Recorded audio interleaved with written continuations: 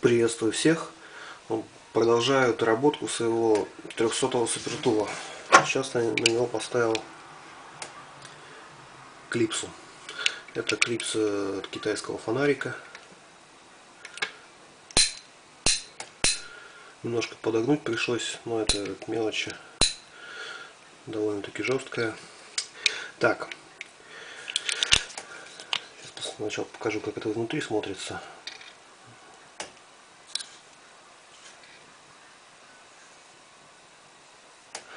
Так, и почему стал, то есть повесил именно на эту сторону. Ну, посмотрим на примере другой ручки. Здесь пила и серебряное лезвие. Но они как бы мешаются. А здесь у меня стоят ножницы и напильник снят. И как раз освободилось место. То есть вообще четко стало сюда. Здесь не цепляют, все нормально. Еще почему. Я не собираюсь носить его на кармане за клипсу. Он мне нужен для того, чтобы его подвешивать можно было во время работы, чтобы он под рукой был.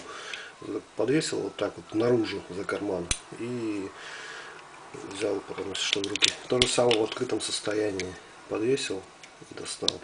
Но это сейчас я еще покажу чуть попозже. Сейчас... да. У меня чехол моллерский, то есть он без дырки снизу. Ну, знаете, да, там, что вот он упирает сюда, а дырка, он вылезает и нормально в чехле сидит. А так он, вот видите, вываливается из чехла, поэтому пришлось делать клипсу. Так, и в чехол он садится вот так.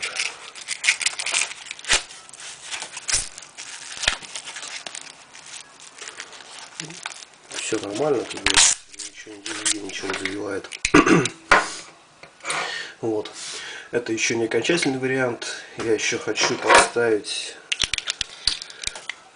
сюда, да, вот в эту рукоятку, как он называется-то, короче, от Еода, супер, ну, 300-го тула, который Еод, да, этот под подпилки ченджер.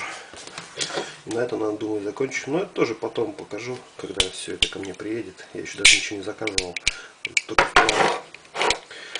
Ну, все, наверное. Всем спасибо за внимание. Пока.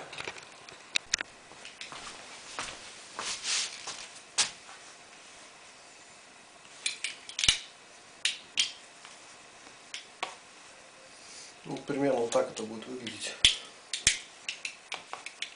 Все.